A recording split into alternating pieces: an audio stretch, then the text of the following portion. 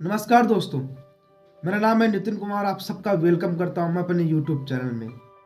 तो आज की स्टोरी में हम बात करेंगे एक लड़के के बारे में। इस स्टोरी से आपको कुछ ना कुछ सीखने को ज़रूर मिलेगा और साथ में आपको अपनी लाइफ में इम्प्लीमेंट करने का ज़रूर मौका मिलेगा। तो चलिए शुरू करते हैं। एक लड़का शैलेंद्र जो ट्रेन के जनरल बोगी की ऊपर वाली सीट पर सोया हुआ था। ट्रेन रुकती है, रुकने के बाद जब ट्रेन चलती है तो उसकी आँख खुल जाती है। आँख खुलने के बाद जब वो देखता है तो नीचे वाली सीट पर उसकी पत्नी जो 6 साल पहले जिसका तलाक हो चुका था वो वहाँ बैठी हुई है। उसे देख कर के वो देखता ही रह गया, क्योंकि जब तलाक हुआ था तो बहुत तंदुरुस्त थी, लेकिन उसके बाद जब वो मिली तो उसका शरीर सूख कर कांटा हो चुका था और एक कम पैसों वाली साड़ी पहनी हुई थी। थोड़ा मानो उसका कुछ खो गया हो। जब सलेन ने देखा तो उसकी अकस्मात नज़र सलेन पर पड़ी, यानी कि उस लड़की की नज़र सलेन पर पड़ी, तो वो देख करके खिड़की की तरफ मुड़ गई। उसके बाद में वो लड़का सलेन होता है, ऊपर से नीचे आता है। उसकी पत्नी सोनल बैठी हुई है, जो तलाकशुदा पत्नी है। उसके पास एक लड़का बैठा होता है, उसे कहता है कि भाई आप ऊपर वाली सीट पर बैठ जाओ। तो वो लड़का मान जाता है और ऊपर वाली सीट पर बैठ जाता है और वो सोनल के पास आकर के बैठ जाता है। जब वो उसके पास बैठता है तो बैठने के बाद सोनल से पूछता है कि आपकी इस हालत का दशा कैसी हुई, यानी कि आपकी ये हालत कैसी हुई, क्या आपने अभी तक कोई शादी नहीं की? तो थोड़ी देर बाद रागिनी कहती है नहीं, सर हिलाकर कहती है नहीं अभी तो नहीं। तो फिर सोनल कहती है क्या आपने शादी कर ली? तो वो भी ना में सर हिला देता है कि अभी भी मैंने शादी नहीं की है। थोड़ी देर के लिए दोनों मौन हो जाते हैं। मौन रहने के बाद फिर साइलेंस से रुका नहीं जाता है। वो पूछता है ये तुम्हारी दशा कैसी हुई और तुम कहाँ जा रही हो? तो सोनल कहता है कि बड़ा भाई कानपुर में रहता है, यानी कि सोनल कहती है कि बड़ा भाई कानपुर में रहता है, माँ की कुछ तबीयत ज़्यादा खराब है, तो मैं कानपुर माँ की देख रेख के लिए और माँ को देखने के लिए जा रही हूँ। आप कहाँ जा रहे हो? शैलेंद्र कहता है कि मैं भी कानपुर जा रहा हूँ किसी काम के सिलसिले से। बातें चलती रहती हैं। थोड़ी देर बाद क्या होता है कि कुल्फी बेचने वाला उसी जगह आ जाता है। कुल्फी बेचने वाला आता है, शैलेंद्र उसे पास बुलाता है और बुलाने के बाद कहता है क्या कुल्फी खाओगी? तो सोनल जो उसकी तलाकशुदा पत्नी है वो मना कर देती है कि नहीं नहीं मैं नहीं खाऊंगी।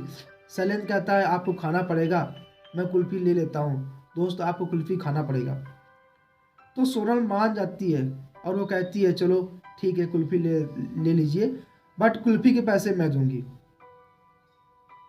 तो शैलेंद्र कहता है ठीक है पहले आप कुल्फी खाओ, पैसे दे देना।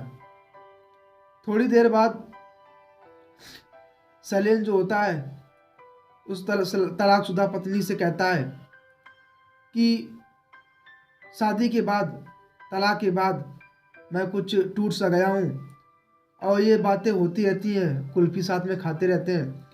कुल्फी खाने के बाद चर्चाएं बढ़ जाती हैं। शैलेंद्र कहता है काश आप पहले जितनी सुंदर होती, या आप पहले मान जाती, आपको आपने कुछ पैसे दिए और आप सोनल से कहती कि वो कहता है कि आप अभी क्या करती हैं? तो सोनल कहती मैं अभी एक प्राइवेट स्कूल में पढ़ाना शुरू कर दिया हूँ, महीने के लगभग 10,000 रुपये मिल जाते हैं, मैं भी कमाने लगी हूँ, ये सोनल कहती है। शैलेंद्र कहता है कि तुमने बहुत बड़ी गलती की। जब हमारा तुम्हारा डिवोर्स हुआ था तब कलेक्टर साहब ने 30 लाख रुपए देने के लिए आपसे कहा, लेकिन आपने पैसा नहीं लिया। काश आज आपका खुद का स्कूल होता, आपके पास खुद के 30 लाख रुपए होते। तो सोनल कहती है अगर मैं आपसे 30 लाख रुपए ले लेती तो स्कूल चलाती, तो मेरा ईमान कहता आखिर उसी के पैसों पर क्यों पल रही हो, इसलिए मैंने पैसा लेना मुनासिब नहीं समझा। शैलेंद्र कहता है कोई बात नहीं, चलो ठीक है जैसा कुछ है। शैलेंद्र कहता है अब मैंने भी पीना छोड़ दिया है, किसी को कोई तकलीफ नहीं देता और किसी को कोई तकलीफ देना भी छोड़ दिया है। अब मैं बहुत पछता रहा हूँ, तुमसे डिवोर्स हो गया। उस समय कोई ऐसी बात नहीं थी, ये सोनल बोलती है। सोनल पूछती है माँ कैसी है?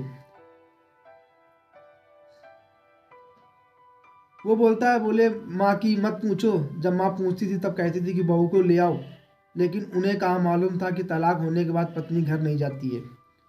माँ को मरे हुए बहुत समय हो गया है, सोनल कहती है, जब मैं आई थी तो माँ को अच्छा भला छोड़ के आई थी, अच्छा चंगा छोड़ के आई थी, तो अब कैसे हो गया? तो शैलेंद्र कहता है कि वो तुम्हारी चिंता में माँ गुजर गई, अब मैं भी अकेला हूँ, अपना करता हूँ, अपना खाता हूँ, अपनी ज़िंदगी गुजार रहा हूँ। तो सोनल थोड़ी देर के लिए कुछ नहीं कहती है, लेकिन अंत में शैलेंद्र कहता है कि आप क्या करती हैं? वो फिर से वही कहती है कि मैं अभी कुछ नहीं, कॉलेज में पढ़ाई करते हैं और वहीं पर बच्चों को पढ़ाते हैं, इसी से अपना गुजारा करते हैं। तो शैलेंद्र कहता है कि बोले हमसे बहुत बड़ी भूल हो गई, जो हमने आपको बहुत समझा नहीं पाया और आपकी हर समस्या का समाधान मैंने दूसरी तरफ निकालना समझा, मुनासिब समझा। इतनी दूरियां बढ़ गई, अब दोस्तों तुम्हारी जैसी पत्नी को मूर्ख ही ठुकरा सकता है। चलो जो हुआ ठीक हुआ, वो सोनल कहती है। बट सोनल भी समझ रही थी कि शैलेंद्र के दिल में और कुछ चल रहा है, लेकिन शैलेंद्र भी समझ रहा था कि सोनल कुछ कहना चाहती है लेकिन कुछ शर्मा रही है। बोले ठीक है, गुजर तो हो रही है। धीरे धीरे बातें करते करते कानपुर सेंट्रल आ जाता है। दोनों उतर जाते हैं और योगेश पूछता है कि कल आप कितने बजे वापस आएंगी, कब आओगी लौट करके? तो सोनल कहती है कि आज रात को रुकूंगी माँ के पास, सवेरे घर को लगभग 8 बजे आ जाऊंगी। इसके बाद में शैलेंद्र कहता है कि कल आ जाना, मैं 2 टिकट ले लेता हूँ तो जनरल बोगी में चलने चलने के लिए। तो सोनल मना कर देती है कि ठीक है तुम चले जाना, मैं आ जाऊंगी। बट शैलेंद्र कहता नहीं, आपको आना पड़ेगा। तो उन्होंने 9 बजे की ट्रेन की टिकट बुक कर ली शैलेंद्र ने। अगले दिन शैलेंद्र अपना काम निपटा करके, जो किसी काम की वजह से जा रहा था, अपना काम निपटा कर आता है और सोनल का इंतजार करता है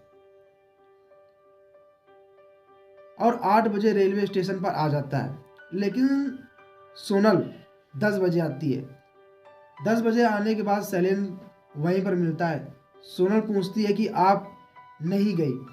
वो बोलता है कि मैं आपके इंतजार में नहीं गया, ट्रेन को आने में लगभग आधा घंटा बाकी था। शैलेंद्र ने 2 टिकट लिए और कहा, बस मना मत करना, मैंने 2 टिकट खरीदे हैं और ज़्यादा शर्मिंदा मत करना, आओ फिर से कुल्फ़ी खाते हैं। आपकी हर कमजोरी तो कुल्फ़ी खाना था। कुल्फ़ी लेते हैं, दोनों खाते हैं। उसके बाद ट्रेन आ जाती है।